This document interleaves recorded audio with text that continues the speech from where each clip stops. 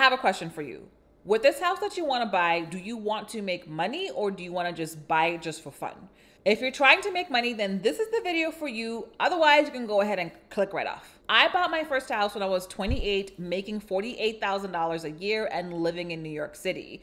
From that one house, I was able to quit my job less than 10 years later and also pay off another house. I don't come from money. I'm an immigrant. I'm not married. That one house was bought strategically and has completely changed my financial trajectory and allows me to do the things that I want to do, not the things that I need to do, like being a job that is making me depressed and anxious and getting panic attacks. So I'm gonna keep this short and sweet and walk you through 2 things that you need to be crystal clear on before you buy a house if your goal is to actually make money. Because if you buy this house right, this house will be the gift that keeps on giving, and it will be a piggy bank that never runs dry for you. So the question that you have to ask yourself is, how are you going to make money with this house? Exactly. If your idea is, I'm going to buy this house and in a few years it's gonna be more valuable and then I'm gonna sell it and make money, that is not a plan. That is a hope and a dream. And I don't like hopes and dreams. I like facts and action.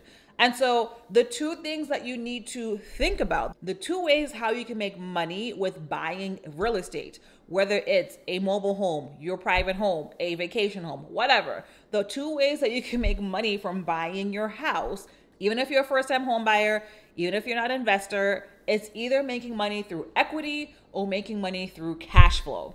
Let's talk about what those 2 things mean. When we're talking about equity, equity means the difference between how much you owe the bank or whoever you owe money to and the value of the house, the value of that asset. So if you get a loan for $100,000, if you get a mortgage for $100,000, but your house is worth $150,000, you have $50,000 of equity, which means whenever you need that money, you can go to the bank and get money from the bank and use your house as your leverage. So you have access to the money that helps you to build your net worth. When you just buy a house and you just hope that it goes up and you don't have any logic behind how you think you're gonna get that equity, we don't do that. That is not how you make money. That is not how we are going to roll when we buy our first house. So here are a few ways where you can guarantee, you can force that equity to actually happen for you. One option, you can buy a house that is really jacked up. Jacked up as in it's missing a roof, it's missing some siding, maybe there are a few walls missing. And because the house is so jacked up, it is going to cost way less than buying a house that looks nice. You don't have to have the money to fix this up. You can get a mortgage that includes the loan to fix up this house. But if you buy properly, you are going to, as soon as you fix that house, you have automatically created equity for yourself. And that's how you make money. That's how you build wealth. Another option for building equity is buying a house cheaper than it normally would be, even if there doesn't need to be any work done.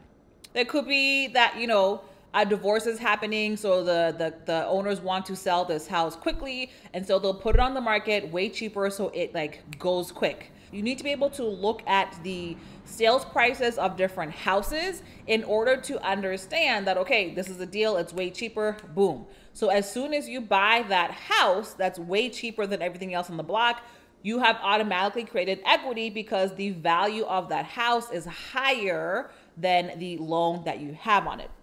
Another option for creating equity is to renovate that house to make it more valuable. Doesn't have to be jacked up. So let's say you buy a house that has, a gigantic master bedroom. You can chop the master bedroom in half. So now instead of this being a 2-family, it's now a 3-family, and 3 families are more valuable. These are a few examples of how you can create equity without you just banking on hopes and dreams without any kind of rationale. We don't like that. This is how you can force the equity when you buy your first house. You don't have to be an investor. You can be a regular person and still make money with your first house. The other way to make money when buying a house is by focusing on cash flow. So cash flow is the difference between the money that you're spending and the money that you're making. So Your job absolutely understands its cash flow. It understands how much a profit is to the penny. So you as an individual need to also understand what your cash flow looks like. And so if you are buying a house and you're going to be focusing on making money through cash flow, then you got to think through, what do I have to do with this house in order for me to have more money left over every single month so I can have extra money to start building wealth with? One option is to simply buy a house where that mortgage payment is way less than the rent that you're paying, because now you're going to have this extra money in your budget that you did not have before, right? Who doesn't want more money in their budget? Let me know. I want more money. Give me the cash flow. All right. Option number 2 is to, if you're single, buy a 3-bedroom house and you put a roommate in that 3rd bedroom. You still have 2 bedrooms for yourself, but in that 1 bedroom, your roommate is paying down your mortgage for you, which is nice because then now you can save your coins and do something else with it, right? Option number 3, which is my favorite, is to buy a multi-family property. So buy a 2-family, a 3-family, or a 4-family house. So the building, it's still one building, but there's multiple apartments in that house. And the awesome thing is the bank doesn't care if it's a 1-family, a 3-family, or a 4-family. You get the same type of loan for all of those different houses, which means that you still get the same down payment benefits as if you're buying a single family. You still get the same types of loans. You just get to make extra money because now somebody else is paying your mortgage for you, so you can actually put your coins in your pocket. Now, buying a multifamily is my absolute favorite way to make sure that I am getting both cash flow and equity, which means I am putting the two together like Voltron and making all kinds of money. That is how I was able to pay off my second house. That is how I was able to live in New York City rent-free because my tenants were paying my mortgage for me. This is how I was able to buy a second house and pay off that house in 2 years because I had my tenants paying my mortgage for me. This is how I was able to quit my job in less than 10 years after buying my first property because I bought a multi-family house and did not squander my opportunity as a first-time home buyer. If you want to know, if you are interested, if you are ready to actually make money with your first house and to buy a multi-family house in the next few months, go ahead and come into my DMs respectfully and put in the word cash flow so I know that you are ready to get help with buying your first multi-family property. Here's why I love multi-family properties instead of single-family properties.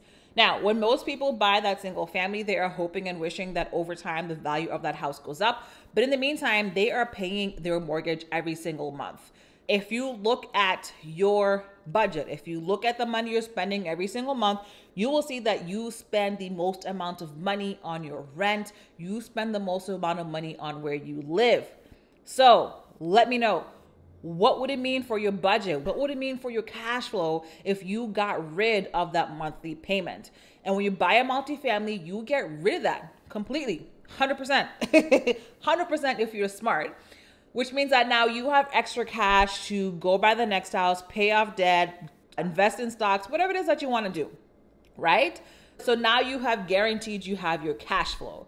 So now, even if the value of that house never goes up, every single month as your tenants are paying your mortgage, they are creating equity for you. So remember, equity is that difference between how much you owe the bank and what the value of the house is. So even if the value of that house never goes up at all, you are creating, well, somebody else is creating equity for you because they're paying that mortgage down. And once that mortgage is down low enough, you can go ahead and go to the bank and pull money out and use that equity to do whatever you want to do with it. This is exactly what I did and how I was able to pay off my second house in 18 months. I'm going to go ahead and link to that video right here so you know how you can do the exact same thing, because we like living rent-free. Yes or no? Tell me.